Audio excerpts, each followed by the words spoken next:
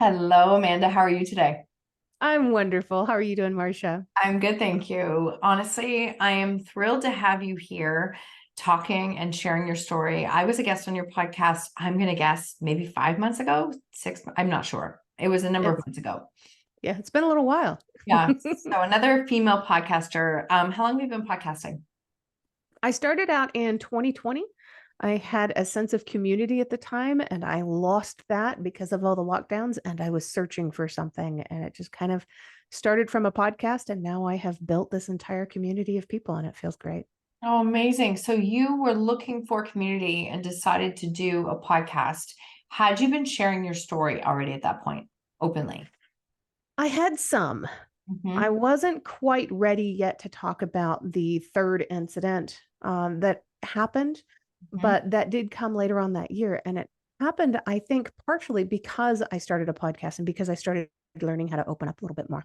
Yeah, I think this is a really powerful piece because so many people, like I'll get pitched, I get people who reach out and they're like, I want to share my story. How can I get out there and do it? I'm like, honestly, think of starting your own show because that is one of the best ways to build confidence in your voice and your message is by having your own show as well. Yeah, absolutely. I learned so much about myself that way too. So how think of like you who started in 2020 until you're kind of having these aha moments about yourself. What were some of the things you learned about yourself during that journey of podcasting? Well, it was going hand in hand with a continuing of therapy at the time. So when I started my podcast, I had been in therapy for about a year at that point. I Mhm. had been viciously attacked online and I was trying to figure out how to deal with it. So this therapist was helping me to get through all of this. I was learning to open up, but at the same time, therapy was only 1 hour. And at the end of that hour, you're cut off. You don't get to talk about it anymore. Right. If you've still got stuff that you're wanting to get out, you got to find a way of being able to get it out. And you have to do it in a healthy way. You can't just go home and start screaming at your roommate, which was my only other option at that point. So I ended up starting this podcast where the entire first season was me basically podcasting either from the confines of my bedroom closet sitting on the floor or sitting in a car in the parking lot of the DMV trying to get inside to register my car. And it was hugely helpful because here I am in the situation.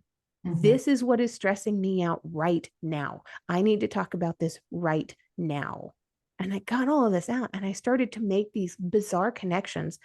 It's If you know anything about EMDR therapy, you make associations between different events in your life. And I started to notice that this is what was happening when I was sitting in the parking lot of the DMV talking about my frustrations of not being able to go inside the building because of the pandemic and having to wait out here. And I'm waiting out here for hours on end, waiting for a text message to come in. I started to correlate that with other parts in my life where I was in this constant waiting or hold pattern. And Mhm. I started to understand that this stress that I was going through wasn't because I was having to sit in my car because of the pandemic, but rather because it was reminding me of other instances where I felt completely trapped and under the control of someone else. Oh, there's a big, okay. So thank you for sharing that. This is going to tie into your story. If you want to take us back to whatever part speaks to you, what did you walk through that left you feeling that trapped feeling that you're describing? There were so many different things. So it started out probably my earliest memory of abuse was when I was about 4. I was molested by my older brother. My father was physically violent. My mother was emotionally and uh, very manipulative and abusive. So this was my entire family. I was the baby of the family, absolutely the youngest. I was a scapegoat. And this was the entire environment that I grew up in. We didn't grow up around extended family at all. My father was in the military. We moved around a lot. And the people that I had to depend on the most were the people who were hurting me the most. So I was constantly under this bombardment of abuse of different types from whichever angle I turned. I was constantly under the control of someone else, being made to, again, sit in the car of the DMV. I had this absolute control over my life because I was the baby, because I was being manipulated and abused. Mhm. And it was just this horrible thing. I remember one incident when I was about 4. My mom took my brother and I into the doctor. She had decided that just like everybody else's kid in the 1980s, we had ADD. My brother was diagnosed, he was 7. He was diagnosed with ADHD, and they gave him Ritalin. They told my mother that I was perfectly fine. Now, this is about the same time that the abuse started. I'm not sure which one happened first, but it was in a very close span of time here. I immediately began acting out because of the abuse, as any 4-year-old child typically would. Mhm. So my mother started breaking my brother's Ritalin in half and giving me a half of his pill every day, which was highly illegal. And I was on this medication for about a year before she took me back into the doctor after taking me off of it for a few days, purposefully to make sure that her 5-year-old was then going through drug withdrawals and pinging off the walls. Again, I wasn't in any control of my environment. I had no control over who was molesting me or hurting me or manipulating me. I was the tool that was being used for manipulation to manipulate these doctors into giving her a prescription for me also. I was on that drug until I was 15 years old and started running away from home and took myself off. And it is not, correct me if I'm wrong, like you can't just come off of Ritalin. It definitely has, like it takes time for it to come out of your system. It's not an easy drug to come off of. That's the way it's supposed to work. Right. Apparently, if you just cut yourself off cold turkey, you go through some pretty nasty drug withdrawals, which I didn't know what that was when I was a 15-year-old kid. Why would you know that at 15? You would have like, there's no way you should have known that at 15. So Right. this, like that cycle continued until you were 15 and then you left the house at 15? That's when I started running away. Mhm. The police kept on dragging me back home and saying that they saw no signs of abuse. I was in foster care for a little while when I was 17.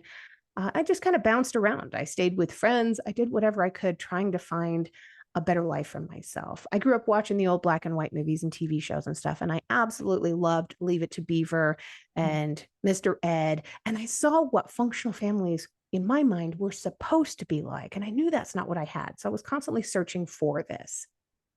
But that's when people really start to pick up, especially when you're 17, 18 years old, they start to pick up on there's something missing in your life. Mhm. And the predators are really good at picking up on what's missing in your life and using that to manipulate you into getting whatever they want.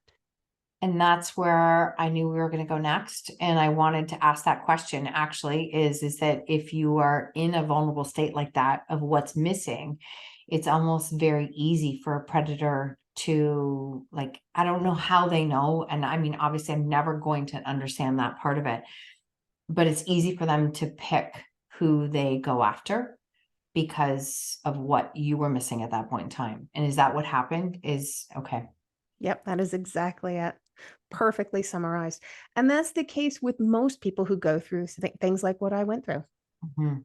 And so take us then, is this 17? And then you were taken? Is this what happened with your story at this point? So when I was 17 is when I was in foster care. I was bouncing around a lot, just looking for a place to go. And I ran away from home, left the state with 3 other kids in a 2-seater car.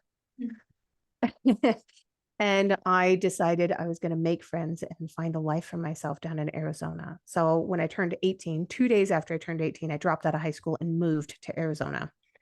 I ended up in a relationship with a man who was more than twice my age because I was looking for love and acceptance and a roof over my head. Mhm. And without even having a GED at the time, I couldn't really support myself.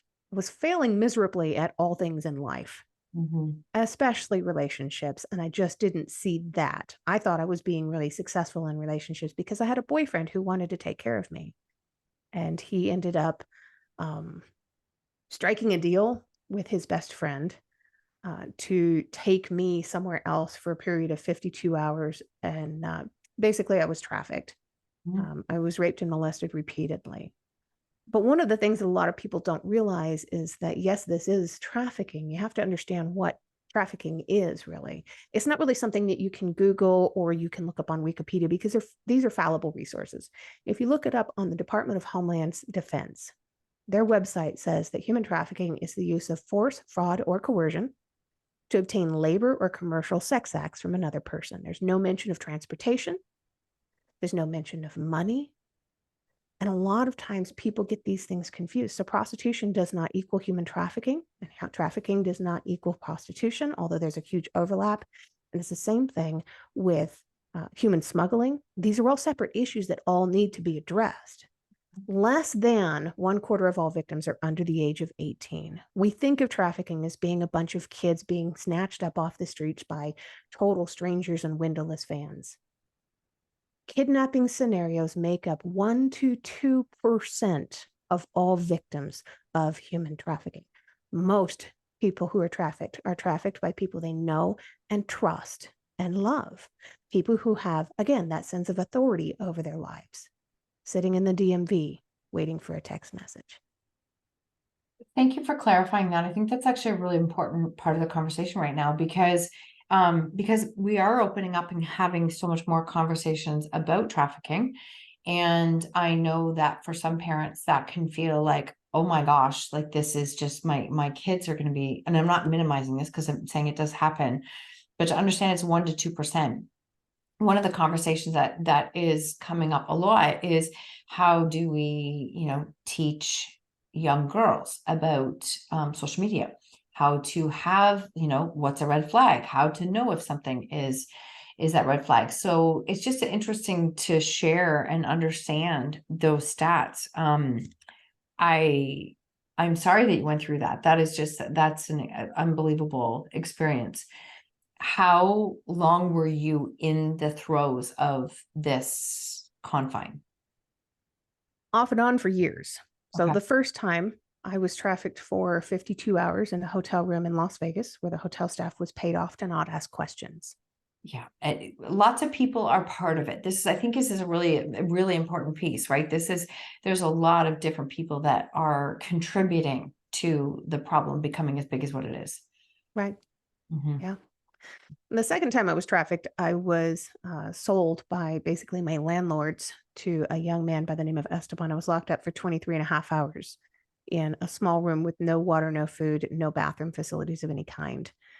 And again, I'm a child of the 80s. I grew up watching MacGyver, and I was able to MacGyver my way out of this room. I love the show, and I've written to Richard Dean Anderson telling him that he saved my life, and I've never got a response, but I got to trust he knows. So you found a way out of this room, is what you're saying. I did. I did. Wow. Wow. And so you escaped. I And then got out. And the first person that I saw was actually a female police officer. And I flagged her down and I was trying to tell her what had happened and where I was and this dangerous guy and he's after me. And she looked at me like I had sprouted a second or even a third head. She looked no. at me like I was completely nuts. But she saw him do an illegal U-turn when he saw me talking to a police officer, and then she went after him. And I never followed up. So I had this huge amount of survivor's guilt that I tried to bury deep down in my stomach for so many years. And one of the major issues that I had for a long time was this relationship with food. And I think some of that comes from this. I had a problem with either not eating at all or eating way too much. Mhm. So I would bounce back and forth between anorexia and binge eating. Mm. And it became this really unhealthy habit, but it was my, at the time, coping mechanism trying to deal with this empty pit in the bottom of my stomach for not going back for the other people that I knew had been there, the other people that might still be confined. Mhm. So I tried to deal with that for a long time. And that incident actually happened in Florida. So I moved to California because it was as far as I could get away from Florida without needing a passport and without having to face freezing cold temperatures. Mhm. And I understand that. I got involved with the world of internet dating, and I got to know a man over a period of 7 years. He lived in Scotland. I lived in California. I went to go visit him. He came to visit me. And eventually he asked me to get a fiance visa and move to Scotland to go and be with him. I had finally had a really stable life. I had just secured a job as a director of public safety and security for 6 properties in LA County. I had my first apartment by myself with no roommates other than my cat. I got a car. It was the first car I'd ever bought by myself without any help. And I'd just gotten $11,000 a year raise. And I had gotten raises for all of my employees. And I was really stable. And I gave all of this up to be with this man. It took him 7 years to get me there, and it took him 7 days to start trafficking me. Oh my goodness. I was so hoping this is not where it would go, but I had a feeling. So 7 days. Right. Wow. So now you're in a different country in Scotland and facing a very similar situation again. Right. I was 31 years old. Wow. Nobody thinks of trafficking victims as being somebody that's going to be over the age of 18, 19, 20 years old at the most. But I was 31. And the oldest person here in the state of Colorado in recent years that was rescued from trafficking was actually in her 70s. Oh, I did hear this story. Wow. Wow. Okay. Yeah. So how did you find your way out of that situation being like in another part of the world? Well, not only was I in another part of the world, but I had legal services being used against me. The man who did this to me was a police officer. No. Oh, I'm so sorry. I did not know this part of the story. Okay. So no, it's sorry. It's anyways. Wow, he was a police officer. Right.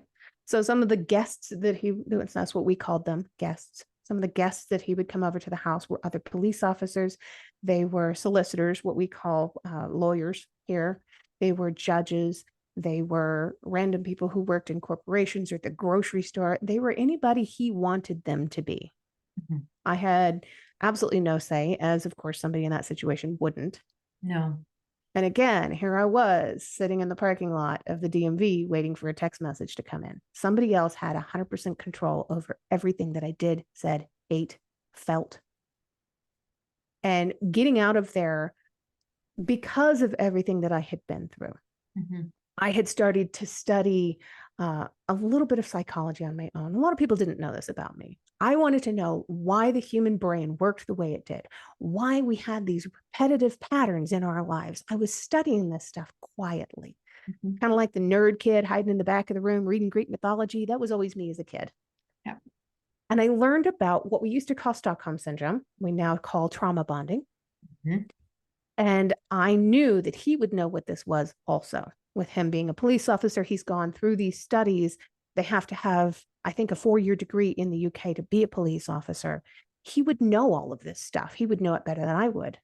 But what he didn't know was that when I was in Hollywood, living in California, I was on Alias and Will and Grace, and I'd done a bunch of stuff.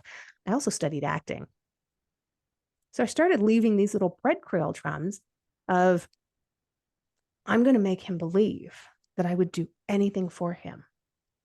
So I don't complain. I go along with the program. I act like everything is hunky dory and fine and smiling and happy all the time. And oh, I love you so much. And after a couple of months of this, it actually started to kind of kick in my brain, and I started fooling myself. And I knew this is it. I need to change this. I've got to take control of this situation right now, or I am going to fall down in this hole, and I am going to be stuck with this trauma bonding for the rest of my life. And I can't do that to myself. Mhm. So I sat him down and I told him, I said, I came over here on a fiance visa, and we didn't get married on the day that we said that we were going to get married. And if I overstay my visa, if they find out, I could get kicked out of the country and never be allowed back according to UK law. You could also lose your job as a police officer. But if you were to send me back, I could find a friend to stay with for the next 6 months, and I could return in time for Christmas. And wouldn't it be a wonderful first Christmas together? And within 2 hours, he'd brought me a round trip flight, and I would have landed back in time just for Christmas. And you never went back. No, I did not. My first year back was absolutely horrible too. Yeah. People think that just because you get away and you've gotten out of the situation that it all ends, but it doesn't. It didn't end for me for years. I mean, that was 2011.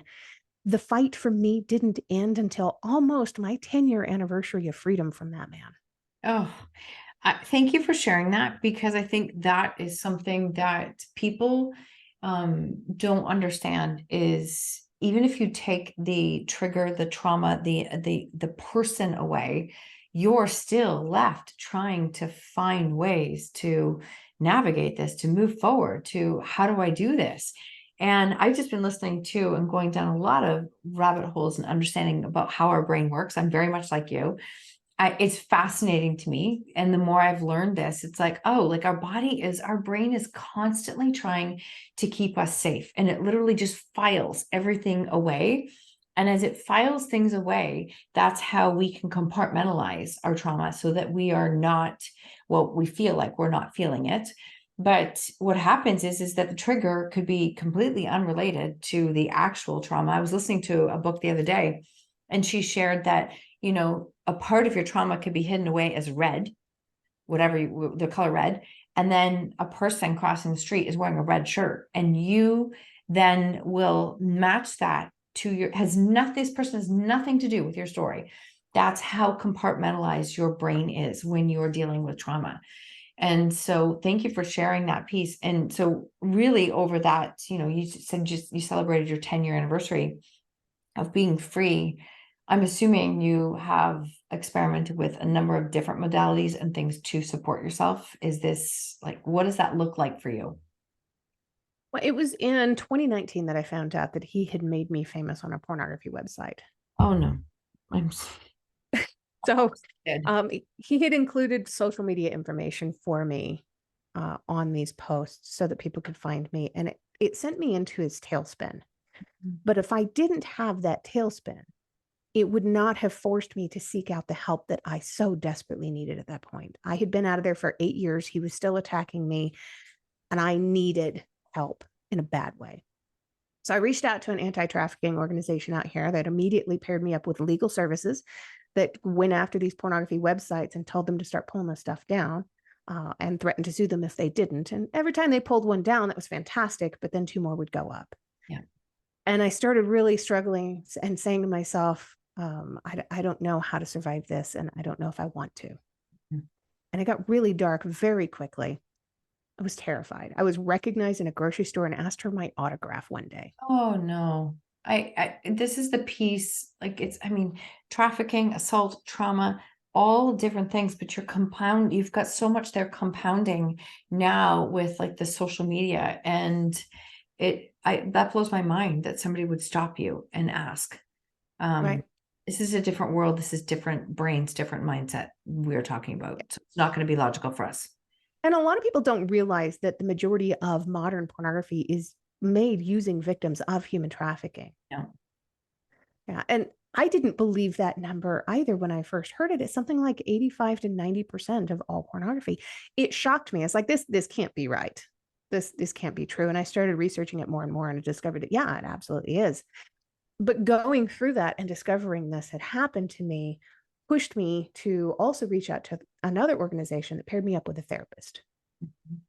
So the first therapist that I talked to, I promise you, I traumatized this woman so much that she left the industry forever. So they had to find another therapist for me.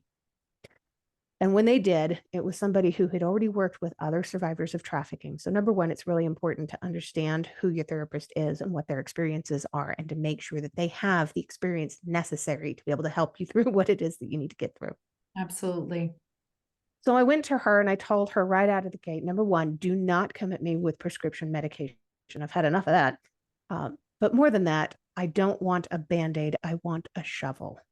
And number two, do not treat me like I am some fragile porcelain doll. If I was going to break, I'd have done it already. Now let's get busy and do the work. That was probably the key moment for me. That was when I said, I'm at rock bottom and I've got nothing left to lose. I have lost my friends. I have lost my family. I have lost jobs over this. I was fired because somebody found out I was a survivor of trafficking. I've got nothing left to lose. I need to get a handle on this. So that's when I learned how to start speaking up. And at first I sounded kind of like a little mouse. I was very quiet, very shy about it all. But that's when I discovered that there was this lion in my lungs that was just aching to get out. I needed to tell my story. And the more I talked about it, the more people circled around me and wanted to rally and support me. The more people wanted to know, how can we fight back? How can we do more about this? And then I realized that a lot of that pornography stuff was stopping. It wasn't going up anymore because people were finding me, because he was linking my social media. And people were starting to realize that if I'm following this and I'm finding this person, that's who that is. And he became more afraid of me than I ever was of him. What a shift in power. What a shift in personal power. And I think it's actually like because you were a real person, we know it's a real person, but people were seeing like this is a real person. This is what's happening. And I do think that at the same time, there's been far more increase in conversation, communication about trafficking. It's like definitely something that has come. I mean, I think at this point, I think I've interviewed 3 or 4 minimum people in the last year who are coming forward with stories like this. And so we are having more conversations. So it actually did help. So that was one of my questions for you is, you know, how long did it take before you felt almost this surprise that like, wait, I actually am getting support from strangers. Like there are people who are coming to bat for me. And because so many times people are afraid to share their story because of who's in their life at that moment. And I'm always saying that when you share your story, like the people that you're meant to share it with, you haven't met yet. And all of a sudden you start to connect with incredible people everywhere. So how long was that time? Because I know it's scary to do it first, but how Oh long yeah. did it take before you like were starting to see that, wait, I'm actually getting some support out of this? It started with one specific person that I will never forget and I will never let go. Beautiful. And it was December of 2017. Mm-hmm. She and I were standing in the living room of an 1800s mansion doing a photo shoot. She was a photographer. I was a model at the time. And we just had this moment where we had a very heartfelt conversation. And I didn't get into details. All I did was say, I'm a survivor of this. Mm-hmm. And she said, I'm a survivor of this. And we had this connection of understanding we don't have to talk about the nitty gritty nastiness of what we went through, but just understanding that we are standing present in the room with somebody who gets it. That was enough. She is now my best friend. Her name is Colette. I do everything with this woman that I possibly can. I love her to pieces. I have become an adopted member of her family. Her mom, I call mom. Her daughter calls me auntie. This is my family. These are my people. I had searched for this my whole life. People think that we're sisters. We both have red hair. We hang out all the time. She was my maid of honor at my wedding in January of last year. Oh, that is beautiful. That's beautiful. I love how, obviously divinely you were meant to meet. You were 100% meant to meet. And the most incredibly beautiful relationships can come from connecting with somebody else because of your story. And it's not, again, like you said, it's not the nitty-gritty pieces. I cannot remember what you said in the beginning before I hit record, but it was so good. I don't know if you remember, but it was just this piece that we think we have to share all the nitty-gritty pieces of our story in order to connect with others. And this beautiful connection you have with your closest friend didn't come because you poured everything out in the beginning. You just found common ground that you both had walked through a very difficult situation. Right. And we both recognized that we saw the strength in each other and that if we ever saw a weakness in each other, we could help to bolster each other up. Mm-hmm. That's so beautiful. Honestly, it's so beautiful. So your life now very different than where it was, but you could have just went on and done the healing, but you've taken this story and you've decided to do something more with it. And that's where this podcast really started from. Is that correct? Yes, absolutely. So that first full season was all about just hanging out in different parking lots or my closet floor and talking or sometimes whining about the things that were going on. I did do 2 interviews my very first year with the podcast. One was a photographer that is just a phenomenal photographer. I talked to him about how he got his start. And one was a childhood friend who did not know when we were kids about everything that I was going through. And I talked to him about his life and we kind of commiserated and caught up. And it was really cool. And I realized that I enjoyed this interview style, but I didn't know how to go about starting to get interviews for my podcast. So my entire second season was me trying to, I got to figure this out. I read my entire autobiography that was published on my 10-year anniversary of freedom from human trafficking. And I went through that and read a chapter every week. Oh, During all of that is when I met and got engaged to my husband. And then I recorded all the episodes in advance so that they would continue to air while we were on our honeymoon. Mm. As soon as that book was completed, I had lined up a few different interviews and stuff to have people on my podcast. And that's when it really took off, because I realized that the story of one person surviving trauma is not the story that everybody needs to hear. That's not the story of hope that's going to be reaching the masses. The stories of hope come from all of us who have gone through these fires and have come out the other side and learned how to conquer them. Yeah, you're speaking my language exactly right now. Like this is exactly it's my core belief. Like, when I was in the middle of my darkest years, there was nobody talking about these things. And so I thought it was just me. I thought we were the only ones who were struggling. I thought we were the only ones who were walking through this. And not even close, like not even close. And that's the problem, is that when we don't share our stories, we assume we're the only person who's struggling. And all we're doing is feeding shame and keeping ourselves stuck in that situation. So I, like you, love this platform of podcasting and I'm blown away at the number of stories and people who connect and reach out. Like I said, there's no shortage of people reaching out with stories. There's just zero shortage. Everybody has a story if we can learn how to listen to them. Mm-hmm. Every single person has a story. So what happens if a person says to you, because I get this question, I'm just curious, well, I don't have as big a trauma story as somebody else, or I don't have as big of a story as she does. So who really wants to hear my story anyways? This is what I call a trauma trophy. You Oh. cannot turn a trauma into a trophy, because then you're putting it up on a shelf and saying, this one's the winner, winner, chicken dinner. That is not the methodology with what trauma does to your brain.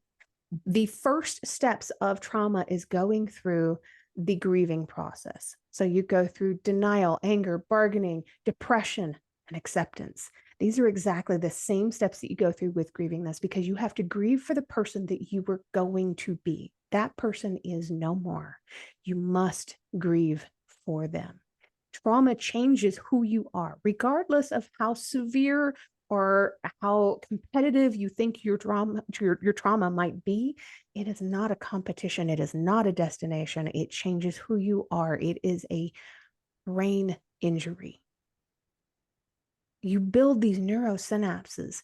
You create these new ways to function based on what it is that you've been through. How can you compare that to what anybody else has ever been through? And there's the clip for the show, for sure. That was so good. No, thank you for answering that in such a beautiful way, because I do believe, like, us comparing ourselves to each other doesn't serve any purpose whatsoever. And, they've done enough research to show you can take the exact same situation and put two people through it. They will actually respond differently neurologically, like how their body responds. It's different. It doesn't mean one is better or worse. It doesn't mean, it's just that we all respond differently. And so, we're all walking through something that we can do something good with in this world. And I think it's really important to learn how to continue to find our voice and share it. So as your show, you're in season, like the third year of your podcast now? Let's see, what is today's date? Season 4 starts on September 1st, and I have almost all of season 4 completely recorded in advance. It's a bit crazy, isn't it? It is crazy. It really is. Yeah, it really is. And so you must, like, when you sit back and look at how much change you have gone through, here's the beautiful thing. You have to start. You can't wait to be ready to start, right? You have to start.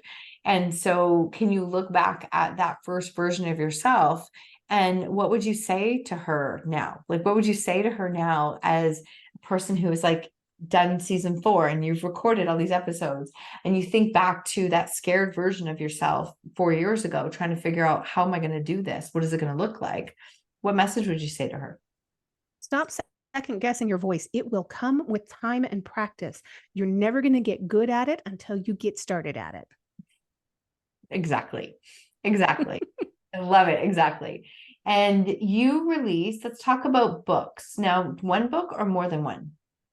Number 13 just came out in June. Okay, definitely more than one. So 13. Tell us about how many years have you written 13 books over? This all started in, I think 2017 was my very first book that came out. So an average of 2 books per year. Okay, so for any of you who are listening right now and you're like, I don't have time to write a book. Wow. Like, no, and this is, I think we overcomplicate things too. I do think we overcomplicate it because it's easier to subscribe to the belief that I don't have time for that and it's too big of a project and I can't do it. So how do you write 13 books since 2017? How do you do that? I started out many years ago with a blog, and I Mhm. made sure that I dedicated myself to writing a short story, usually something from my own past, every single day for 365 days. Good for you. Building that up as having a bit of a practice and just a habit that I was forming, I found on the days that I did not write, I would have nightmares, which is odd. But my imagination would take revenge on me if I didn't use it in some way. So it was it was a coping mechanism for me to try to be able to move past some of the traumas and stuff that I had survived many years before. I'd write funny stories and then I'd write a traumatic story. And then I realized that writing the traumatic stories, I would give it a physical presence, a physical body that was not a part of me, and I could walk away and leave it on the shelf. So many years later, when I decided to start writing books, my very first book was actually a series of blogs that I had written many years before. And I took it down and I reformatted it, built it all into a book.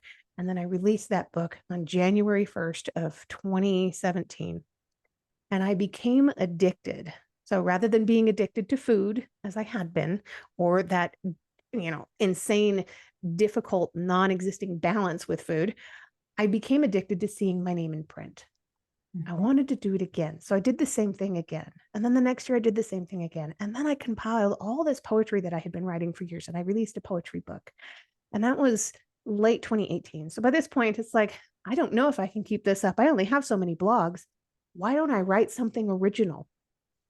And I started trying this and just having that practice and making sure that I kept pushing myself every day to do just a little bit more, a little bit more.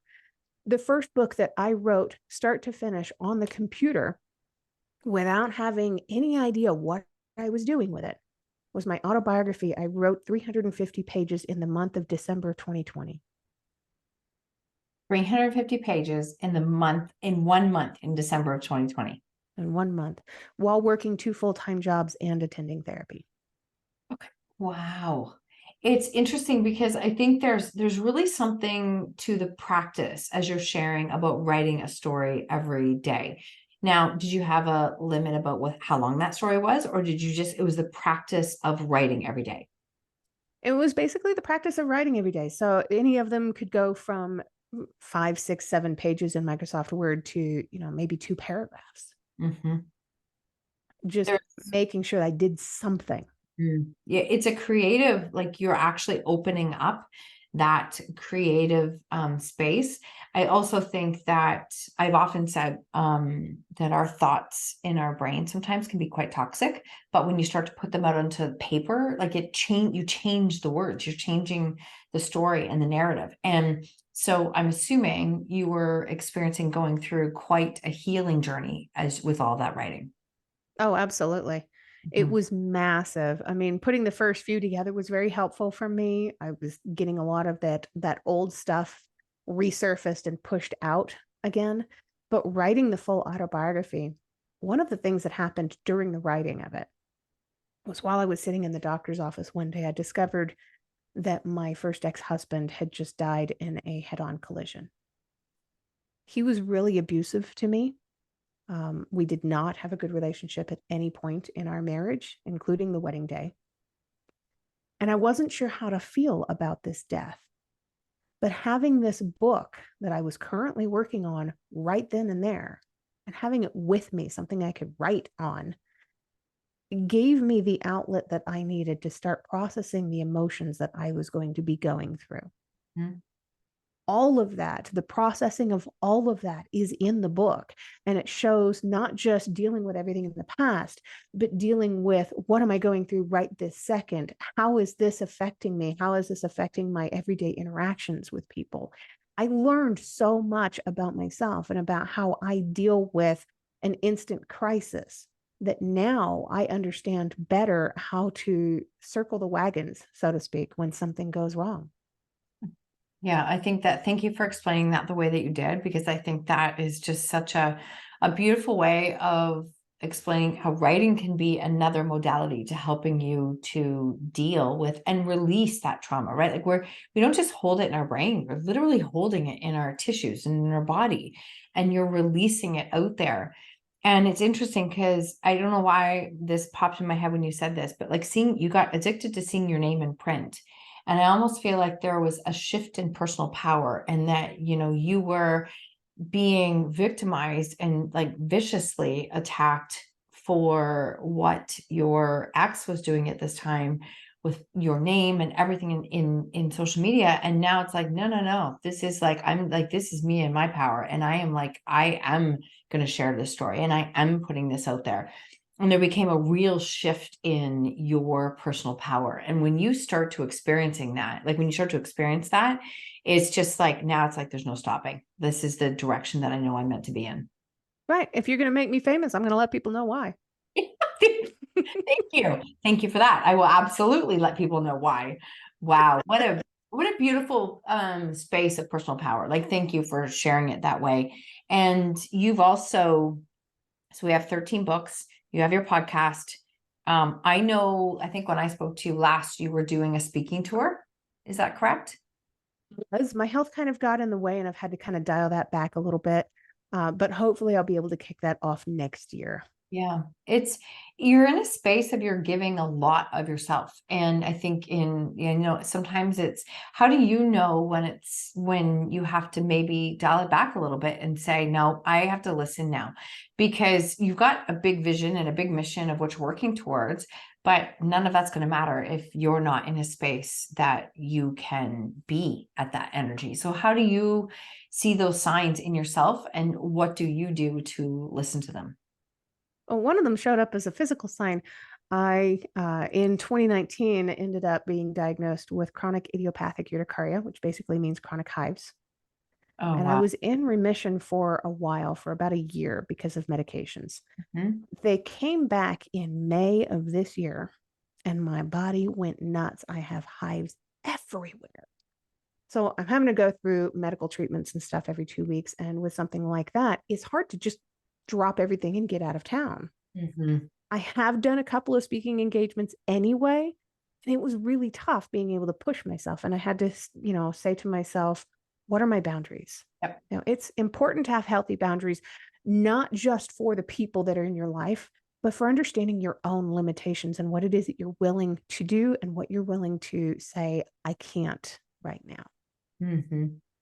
I completely agree. Thank you for sharing that, because I think you're doing really big work that requires like big energy, you've got to be grounded in big energy, and sometimes life will literally slip in and say, no, Yep.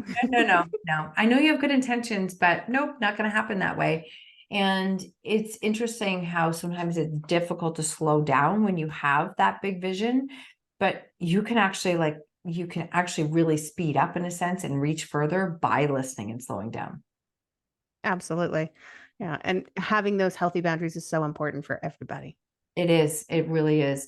So what is next for you now? Like what is the next? You've got your whole next year podcast completely done, which is, it's unbelievable. And you've got more books. What's next on the agenda? I always have more books. I have the titles written down and the synopsis basically written out for more than 600 books that I'm hoping to write in my lifetime. And that's just so far. Okay. I have a post-apocalyptic science fiction series that ended a couple of years ago. It's a 3-book series. I have a historical fiction book that came out last year that I absolutely love. I have many, many more. I have an entire series that I'm planning for historical fiction. I got all of that junk, all of that garbage stuff out of my system, all of the trauma. Now it's time to write my passion and to write what I really enjoy doing. So it's a female detective series, hopefully coming out later on this year will be the first book. And it's based in the 1930s through the 1940s through this entire series. Oh, I love this. I love detective stories, and I think those are some of my favorites. So I cannot wait, because that'll be something that I will absolutely share. This is just, I thank you so much for everything that you've shared and everything that you're doing and the work that you're doing. Your story and how you show up in the world is like literally the epitome of what we talk about in the show. It's like there was that point, right? So if you look back at yourself, and I say own your choices, own your life, where was that point for? I've already heard a few of them, but what's the first gut instinct for you? Where was that point where you said, no, I'm owning this choice and I'm doing it this way? One that you haven't heard yet. In 2018, I was told by a friend of mine that there was an anti-trafficking conference here in Colorado, and I got really excited. I wasn't making very much money at the time. I couldn't afford a ticket to get in. But this friend of mine said, no, you need to go. Here's your ticket. It's already taken care of. And I sat in the front row because I'm all about, I'm going to help those kidnapped kids and windowless vans. I didn't even understand yet what human trafficking actually looked like. I had no idea what I'd been through had a name. So I sat in that front row, and as I was listening, I started to kind of process the information as it was sinking in. It's like somebody was slapping me upside the head with a sledgehammer repeatedly. And finally, they had a panel of speakers up on the stage. They opened up this panel of speakers to questions. And I raised my hand. I was terrified. Stage fright, severe stage fright. And my question was going to be, how long does it take for somebody who's been through this to have a normal life? Because I was still searching for myself. And what came out of my mouth instead was, I'm a survivor and I need help. I did eventually ask the question, and people always want to know what the answer is. And the answer is that it's different for every single person. Just like we process trauma differently, we heal from trauma differently. And what works for one person isn't going to necessarily work for the next person. And you don't have to get up on stage and do what it is that I do to have the kind of life that I live. You don't have to go through this rock bottom moment to find the strength within yourself to be able to move beyond it so that you can have a healthy relationship and a functioning friendship. Your healing looks different from mine. And our healing looks different from everybody else's. And those people, the ones in the panel, those were the ones who helped me get the therapy. They were the ones who helped me to get the legal services. They got me through the hard times. It was so important to build that relationship and to learn in that moment for the first time in my adult life at 38 years old, how to ask for help. How to ask for help and how to allow yourself to receive it. Right. And that's incredible. I love how divinely sometimes things happen and you end up in the right room at the right point in your life, ready to ask the questions, ready to like reach out, to be a part, participate. And all of a sudden, like the teachers are there, the people who can provide the most support are there, but you're also ready to receive it. So that is beautiful. Thank you for sharing that. It was a great moment. It's terrifying, but great. Mm-hmm. Yeah, it's definitely, the very first time I went to an event, I think, and I actually reshare this many, many times because it was pivotal, but it was probably 2015, and somebody gifted me a ticket, $1,000 ticket to this event. I knew I wanted to go, didn't know why I wanted to go.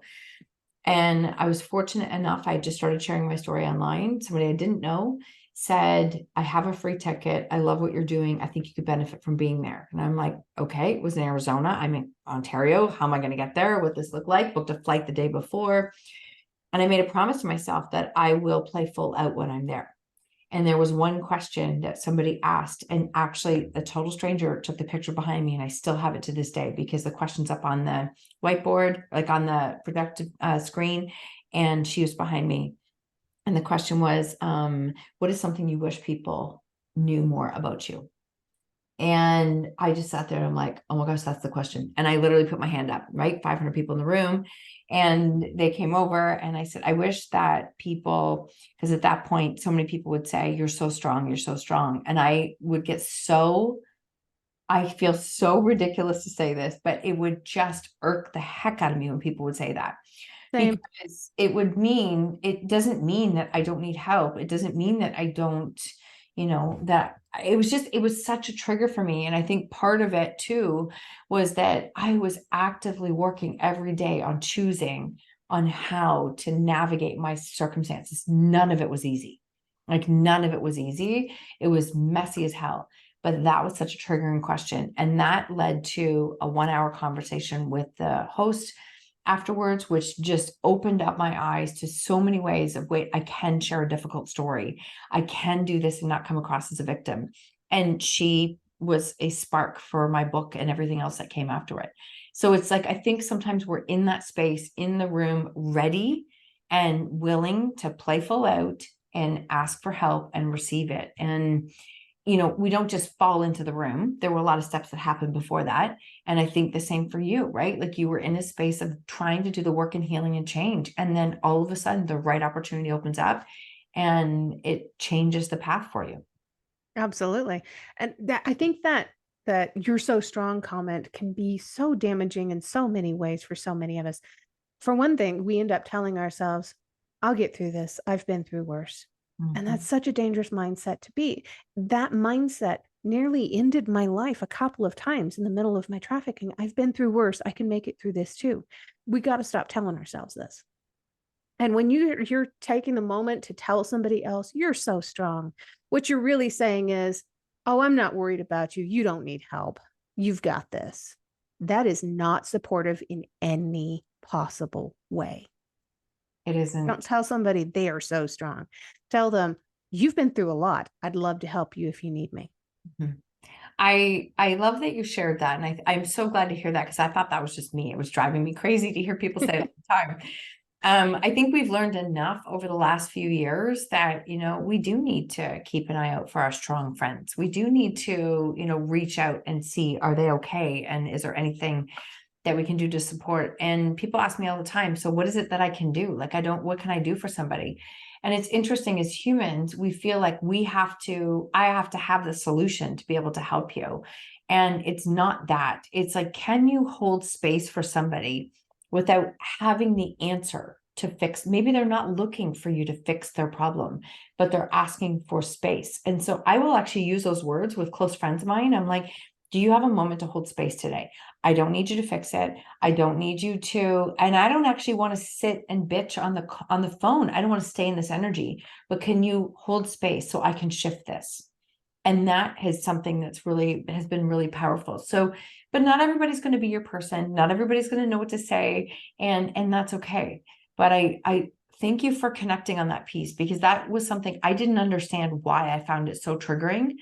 I also found that if we continue to tell ourselves that story, that it's easier for them because they're strong, we're also subconsciously saying at the same time that I can never achieve that because I'm not that. And that's not true. That is not true. None of that's true. Right. Absolutely. You don't know how you're going to handle a situation until you're in the middle of it. No, you absolutely don't. You absolutely don't. So, wow. Thank you so much for all of this conversation. Where can people connect and follow you the best? Where's the best places to connect?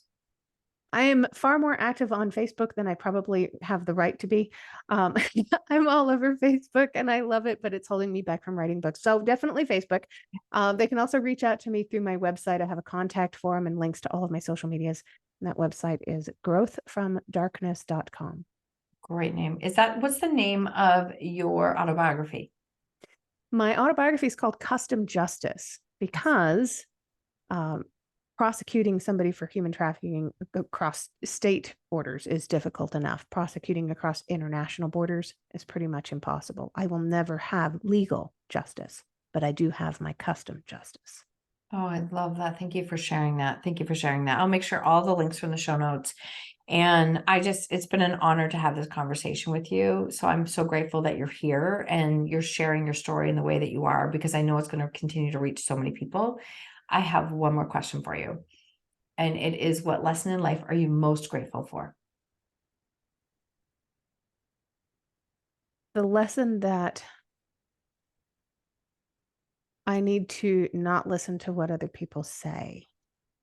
I grew up in a household where I was told I was ugly and stupid my entire life. So I went to college and studied physics and modeled for Harley Davidson when I was in my 20s.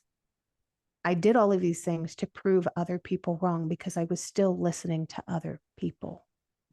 But what I've learned on my own since then, since I stopped worrying about what other people think or want, has helped me and benefited me in huge, huge ways in my own personal life. And it's a beautiful thing.